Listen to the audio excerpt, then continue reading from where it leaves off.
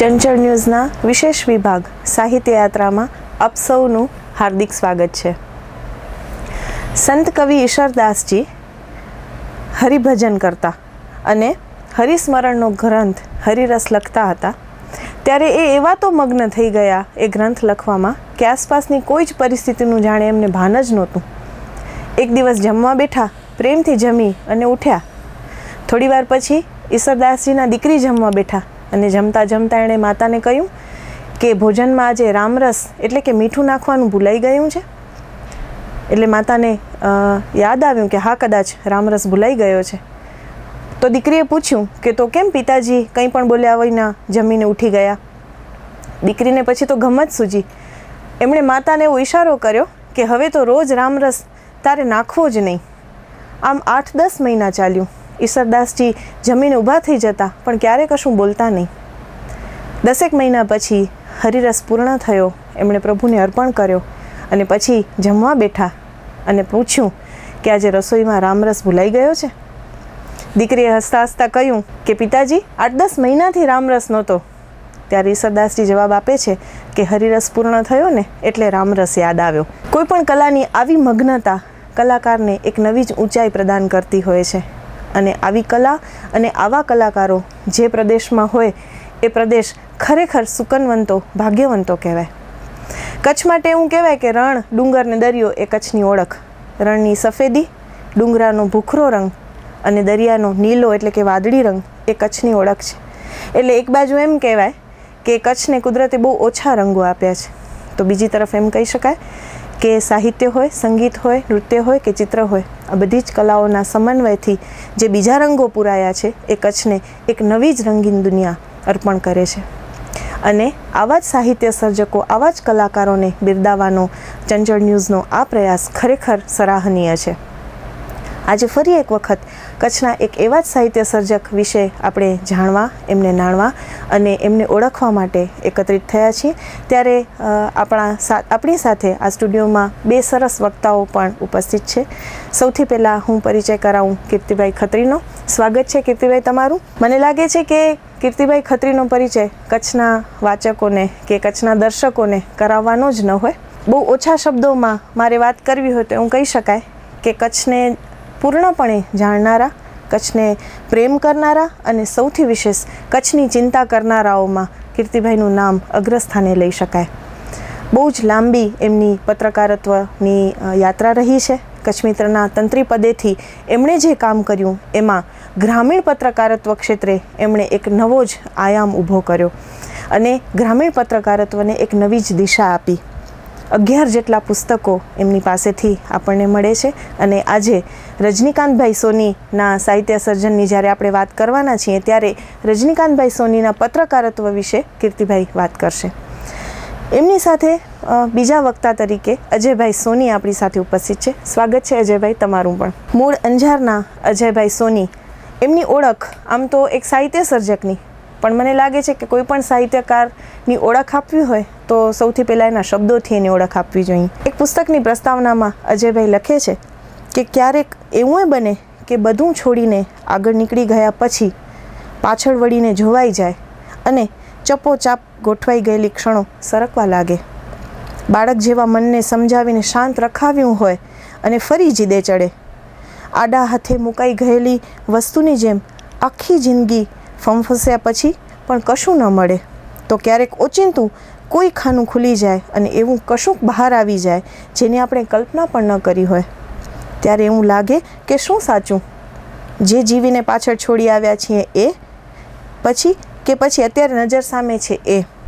2 બિંદુઓ વચ્ચે જો લાખાતું મન ઝંખનામાં ક્યાંક દૂર જઈ ચડે છે તો ક્યારેક સાવ પાસેનું પોતાનું જોવાનું પણ વિસરી જાય છે. આવા સંવેદનશીલ સભર શબ્દોના જેઓ માલિક છે એવા અજયભાઈ પાસેથી સાહિત્યને 6 સુંદર પુસ્તકો પ્રાપ્ત થયા છે. ખૂબ નાની વયે જ એમણે જુદા જુદા પારિતોષિકો પણ મેળવ્યા છે. એમની નવલકથા, એમની ટૂંકી વાર્તા, આ બધું જ સાહિત્ય ક્ષેત્રે ખૂબ જ સરસ રીતે પોંખાયું છે અને કચ્છ માટે એ બહુ મોટા ગૌરવની વાત છે. તો એવા અજયભાઈ પણ આપણી સાથે ઉપસ્થિત છે. અને આજે જેમના સર્જન વિશે આપણે વાત કરવાના છીએ એવા રજનીકાંતભાઈ સોનીનો ટૂંક પરિચય આપી દઉં. 16 ઓક્ટોબર 1947માં એમનો જન્મ. માંડવી, બિદડા અને હાજાપરમાં એમનો ઉછેર થયો. ભુજની લાલન કોલેજમાં ગુજરાતી વિષય સાથે એમણે BA પૂર્ણ કર્યું અને એ સમયે ડૉક્ટર જયંત ખત્રી ચંદ્રક એમણે મેળવેલો.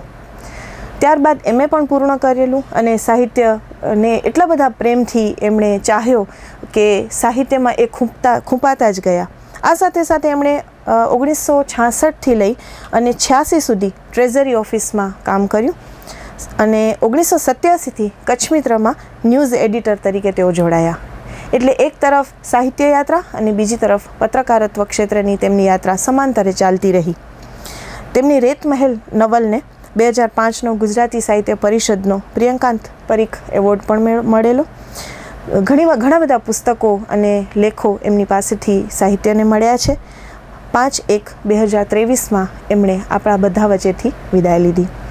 તો રજનીકાંતભાઈના જીવન વિશેની ટૂંક માહિતી પછી એમના સાહિત્ય સર્જનની વાત કરવા માટે હું સૌથી પહેલાં અજયભાઈ તમને પ્રશ્ન કરું કે રજનીકાંતભાઈ સોનીએ સાહિત્યના કયા સ્વરૂપોમાં વિશેષ પ્રદાન કર્યું છે, એની વિગતે ચર્ચા કરશો. તમે કહ્યું એમ રજનીકાંતભાઈ પત્રકારત્વ તરીકે કામ કરતા અને કચ્છ મિત્રમાં કામ કરતા, તો આ જ ધારામાં એમણે મુખ્યત્વે નવલકથાથી પોતાની શરૂઆત કરી. એટલે એમની પહેલી નવલકથા બહારવટિયા ખાનજીના ખાંડાના ખેલ એ 1996માં પ્રકાશિત થઈ અને એમની અંતિમ નવલકથા તપસ્યા એ 2012માં પ્રકાશિત થઈ. એટલે કે 16-17 વર્ષના ગાળામાં એમને 13 જેટલી નવલકથાઓ આપી. એટલે રજનીકાંત સોની પાસેથી આપણે રૈયતનો રખેવાલ, બહારવટિયા ખાનજીના ખાંડાના ખેલ, પુરસ્કાર, ઋણાનુબંધ, ખેલ, છઠ્ઠી બારી, કારાગૃહ, અશ્વમેઘ, અંતરાય, એકાકી અને તપસ્યા જેવી જુદા જુદા વિષયોને આવરી લેતી નવલકથાઓ આપણને મળી છે. એ ઉપરાંત પોતે પત્રકાર પણ હતા. વર્ષો સુધી કોલમ લેખન કર્યું એમને. તો એનો એક સંચય પગેરું એ પણ આપણને મળે છે, જેમાં વિચાર પ્રધાન નિબંધો, લેખો છે. એટલે ટોટલ 14 પુસ્તકો એમણે આપ્યા. પણ મુખ્યત્વે ગુજરાતી સાહિત્યમાં એમની ઓળખ એ નવલકથાકાર તરીકેની રહી છે.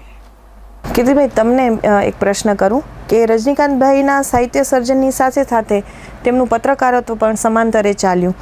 તો અને કચ્છ મિત્રમાં તો વર્ષો સુધી તમે એમની સાથે જોડાયેલા હતા, તો એના કોઈ સંભારણા વિશે વાત કરશો. સંભારણા તો અનેક છે, પણ તમે જુઓ કે કચ્છ મિત્રનો જે એક નાનકડા અખબારમાંથી પૂર્ણ કદનું, પૂર્ણ સમયનું અખબાર થવાની જે પ્રક્રિયા શરૂ થઈ એ 80ના દાયકાથી શરૂ થઈ અને રજનીકાંત સોની પણ 80ના દાયકામાં જ કચ્છ મિત્રમાં જોડાયા. અને ત્યારથી એમણે ખાસ કરીને કચ્છમાં સમાચારો, એકચ્યુઅલી તમે જુઓ પહેલાં શું હતું કે સમાચારોની આખી વ્યાખ્યા બદલાઈ ગઈ. અગાઉ કચ્છ મિત્રમાં છપાતું એ અમુક જાતનું જ છપાતું, પણ લોકોની સમસ્યાઓની વાત હોય, દુષ્કાળની વાત હોય, ધરતીકંપની વાત હોય, એ બહુ જ ઓછું આવતું ને સ્ટોરીઓ બહુ ઓછી આવતી. તો આખું જે કચ્છ મિત્રનું જે સમાચાર લક્ષી બનાવી, લોકલક્ષી બનાવવાનું જે આખી પ્રક્રિયા શરૂ થઈ ને, એ પ્રક્રિયામાં જે શરૂઆતથી જ જે લોકો જોડાયેલા એમાં રજનીકાંતભાઈ એક હતા. એ સમયે ફૂલછાપ સૌરાષ્ટ્રના ગ્રામ વિસ્તારોમાં બહુ જ લોકપ્રિય અને અમારું અખબાર કચ્છ મિત્ર પણ જન્મભૂમિ જૂથનો અખબાર હોવાથી ફૂલછાપના છત્રછાયા નીચે જ હતું. એટલે અમારે જે પ્રેરણા લેવાની હતી એ ફૂલછાપમાંથી લેવાની થઈ અને એ ધોરણે જ અમે લોકો આગળ વધ્યા અને એમાં રજનીકાંતભાઈએ બહુ મહત્વનો ભાગ ભજવ્યો. અજયભાઈ, તમે વાત કરી કે મુખ્યત્વે નવલકથાકાર તરીકેની તેમની ઓળખ છે, તો એમની નવલકથાઓમાં વિષય વૈવિધ્ય કેવું દેખાય છે અને કચ્છનો પરિવેશ ખાસ કરીને કઈ નવલકથાઓમાં દેખાય છે? કોઈ પણ લેખકની રેન્જ કેટલી છે ને એ જોવું હોય તો એમના જે કંઈ સાહિત્યમાં જે વિષયનું વૈવિધ્ય છે એના થકી જોઈ શકીએ. અને બીજું કે કચ્છ તો એવો બ્લેસ્ડ પ્રદેશ છે કે કચ્છમાં જન્મેલો અથવા તો કચ્છમાં રહીને લખતો કોઈ વ્યક્તિ હોય અને એના સર્જનમાં કચ્છ ન દેખાય તો નવાઈ કહેવાય, નવાઈ. અને મોટે ભાગે રજનીકાંત સોનીની શરૂઆતની 2 નવલકથાઓ રૈયતનો રખેવાલ અને ખાનજીના ખેલ એ ઐતિહાસિક નવલકથાઓ કહી શકાય, જેમાં એમણે કચ્છના રાજાઓ અને જે કચ્છનો બહારવટીયો હતો એને અનુલક્ષીને કામ કર્યું. એ પછી એમની ત્રીજી નવલકથાથી એ સામાજિક નવલકથાઓ તરફ વળ્યા. સામાજિક નવલકથાઓમાં પણ વિષય વૈવિધ્ય છે. એમાં કુટુંબ કથાઓ છે, પિતા અને પુત્રીના સંબંધો ઉપર આધારિત 2 નવલકથાઓ છે, ઋણાનુબંધ અને બીજી. પછી એક ભૂકંપને કેન્દ્રમાં રાખીને એમણે ખેલ નામની નવલકથા લખી. ભૂકંપ આપણે સૌ જાણીએ છીએ કે કચ્છ માટે એક બહુ મોટી ઘટના હતી અને એમનું રજનીકાંતભાઈએ બહુ જ સરસ રીતે ડોક્યુમેન્ટેશન કર્યું. જે તે વખતે ભૂકંપની ભુજ ઉપર, ભુજની કચ્છની પ્રજા ઉપર જે કંઈ આઘાત પ્રત્યાઘાતો પડે એ ખેલ નવલકથામાં બહુ જ સરસ રીતે મૂકવામાં આવ્યા છે. અને આજે એ નવલકથા પ્રગટ થઈ એના 25 વર્ષ પછી પણ એની સમીક્ષા થઈ રહી છે. હમણાં જ ગુજરાત મિત્રમાં નરેશ શુક્લએ એના વિશે આર્ટિકલ કરેલો છે.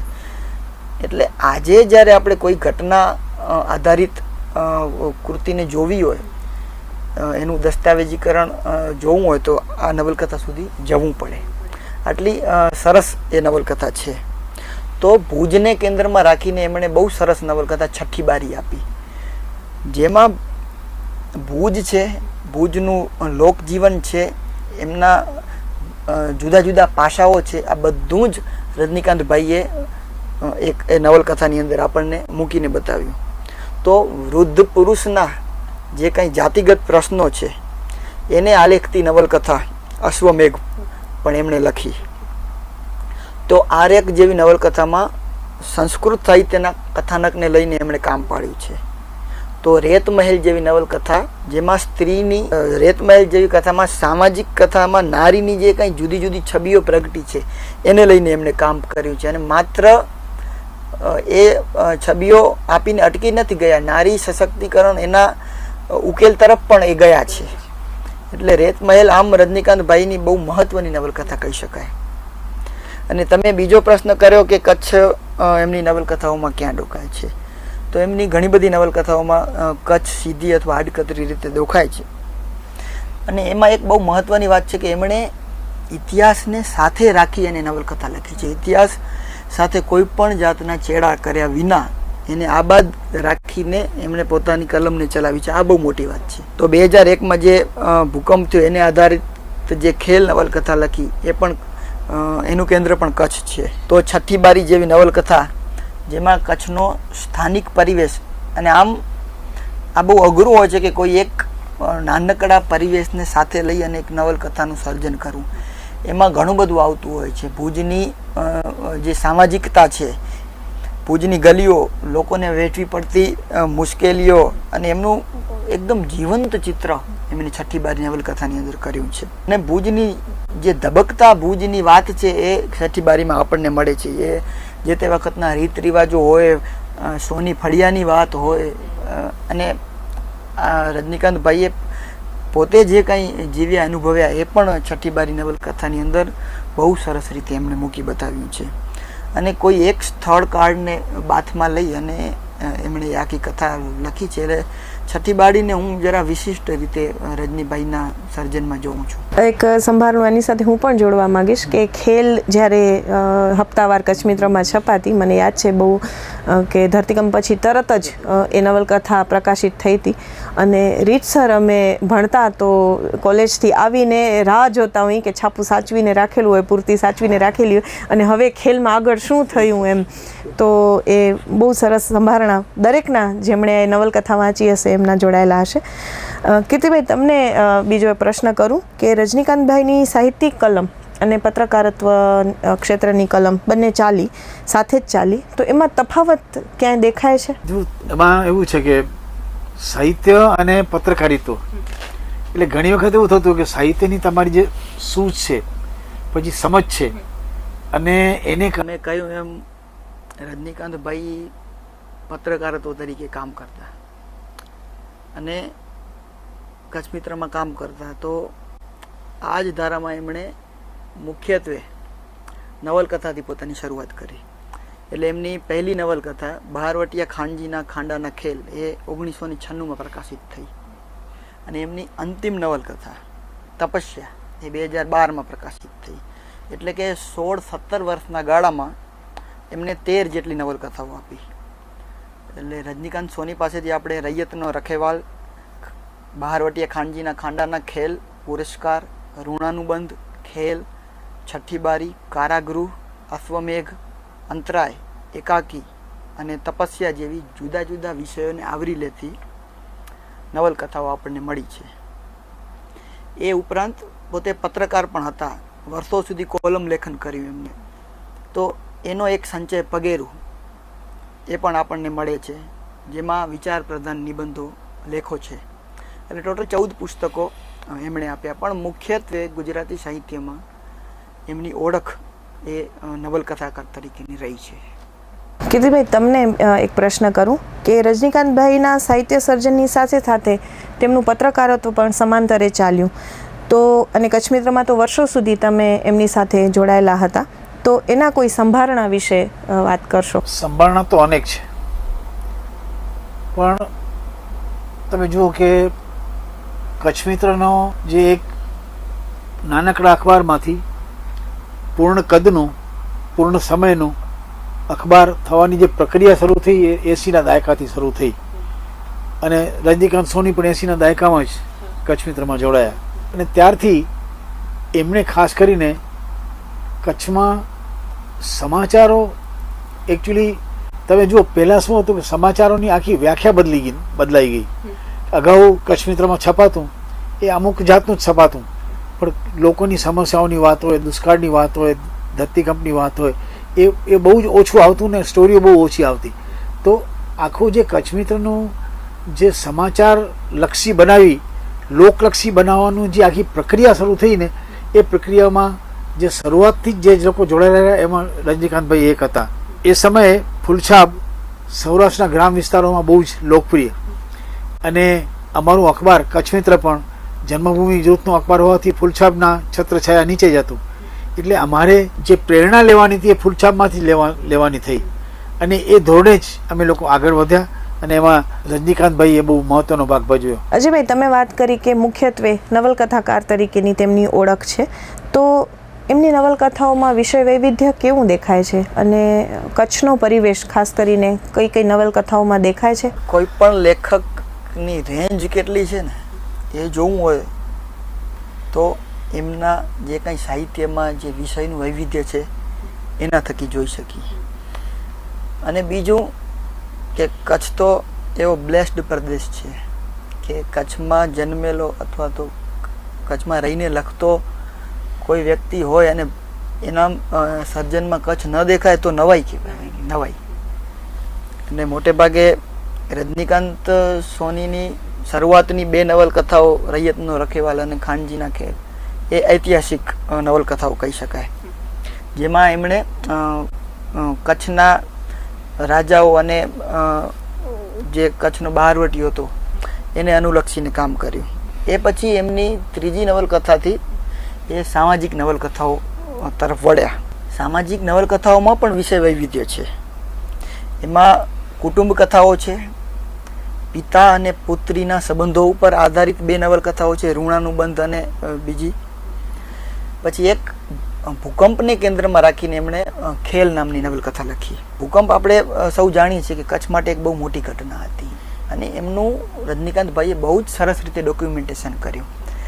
જે તે વખતે ભૂકંપની ભુજ ઉપર, ભુજની કચ્છની પ્રજા ઉપર જે કંઈ આઘાત પ્રત્યાઘાતો પડે એ ખેલ નવલકથામાં બહુ જ સરસ રીતે મૂકવામાં આવ્યા છે. અને આજે એ નવલકથા પ્રગટ થઈ એના 25 વર્ષ પછી પણ એની સમીક્ષા થઈ રહી છે. હમણાં જ ગુજરાત મિત્રમાં નરેશ શુક્લએ એના વિશે આર્ટિકલ કરેલો છે.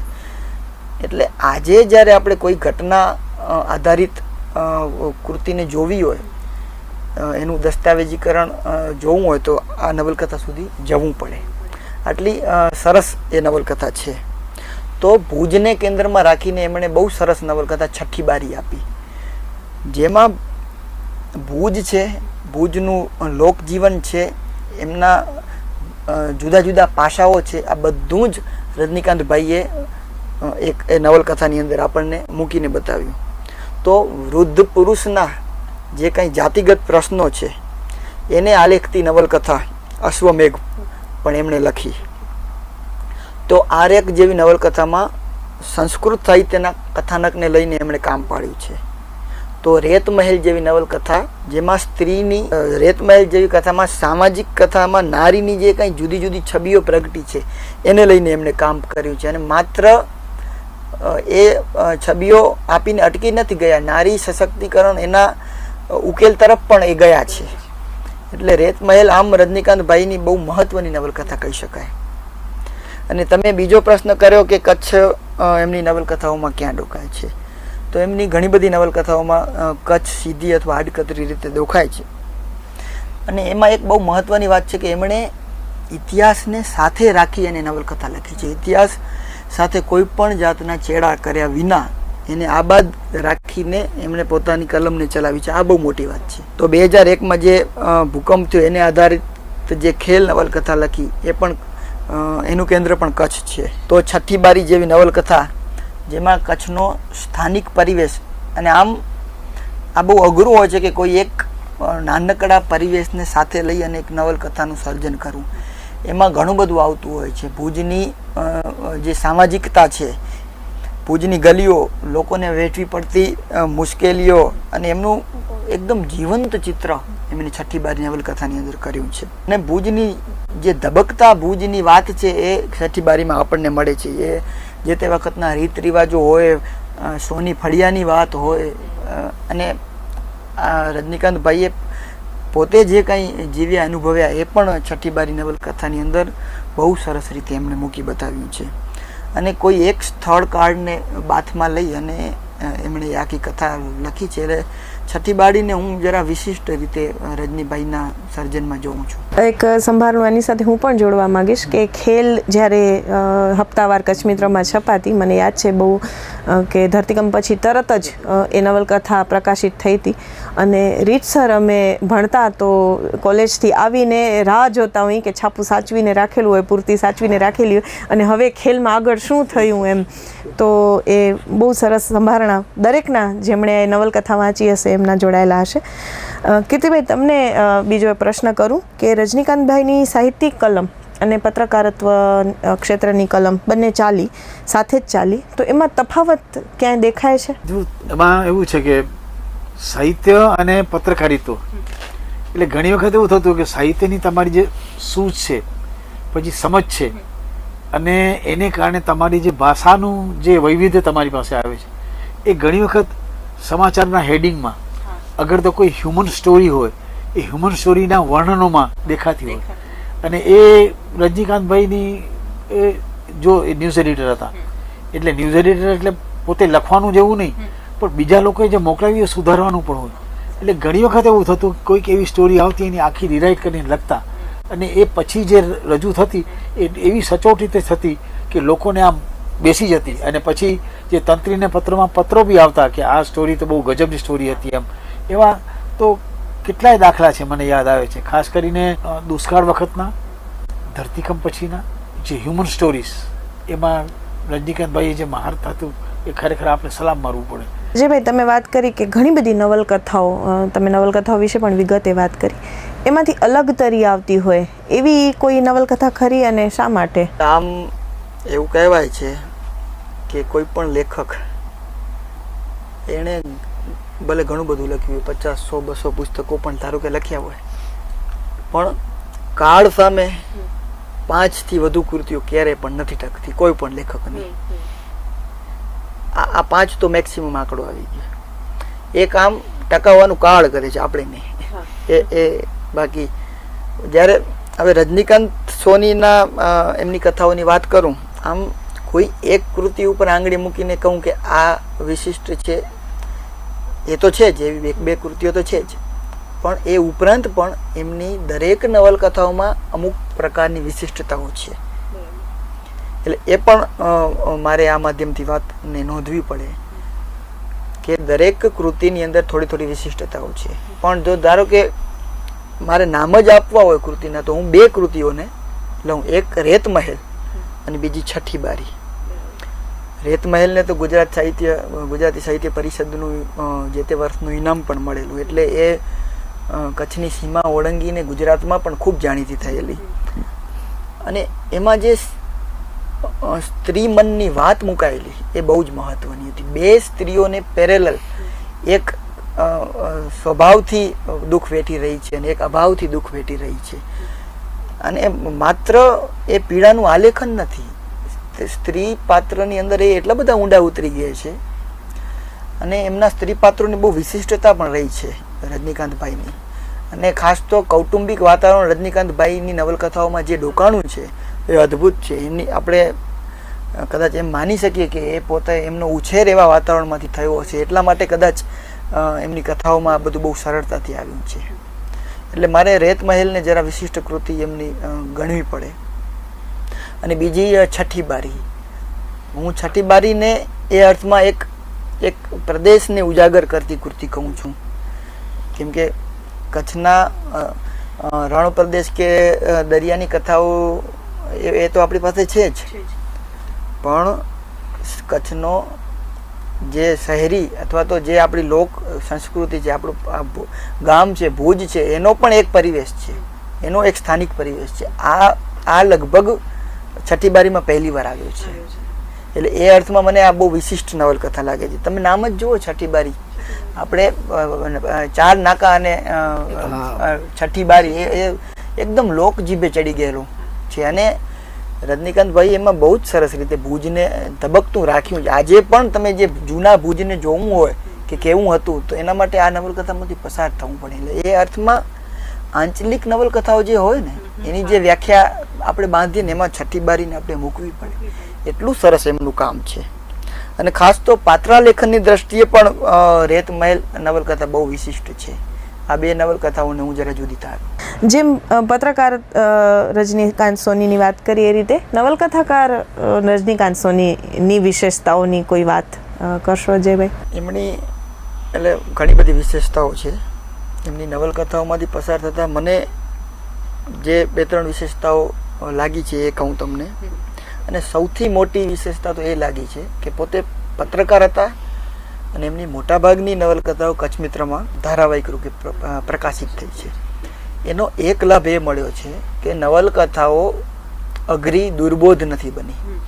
અને પોતે સાહિત્ય કૃતિ રચે છે એવા કોઈ પણ આયાસ વિના બહુ સરળતાથી એમણે નવલકથાઓ લખી છે, જેનાથી બહુ લોકભોગ્ય બની.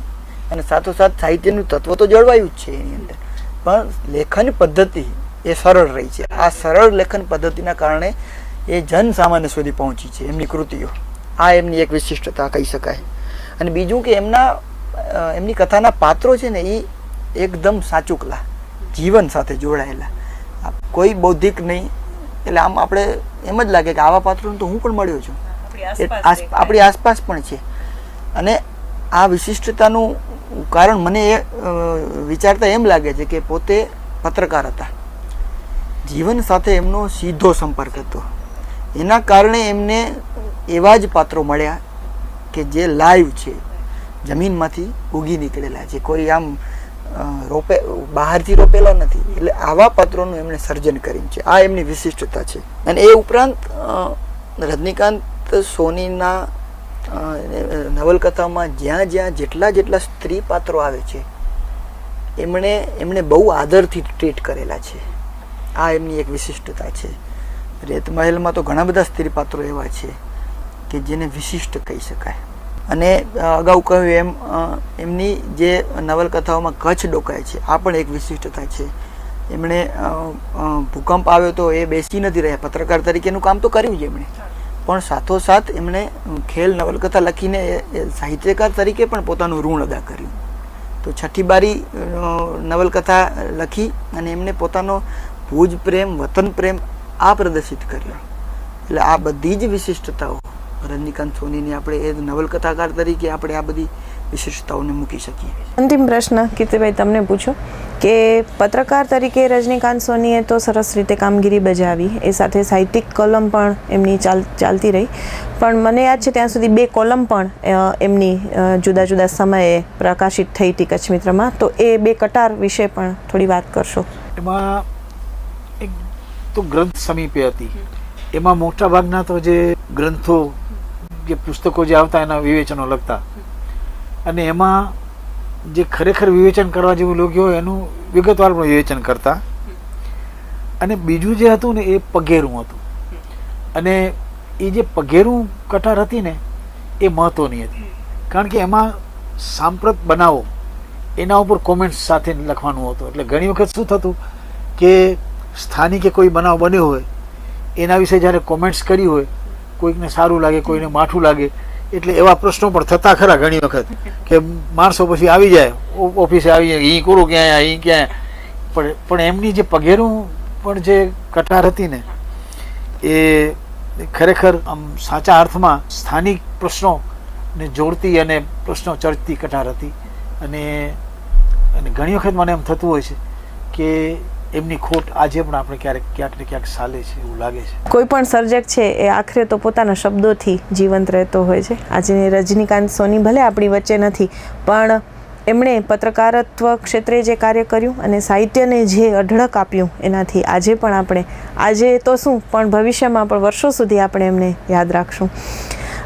વાતને અહીં નાનકડા અલ્પવિરામ સાથે અટકાવીએ છીએ.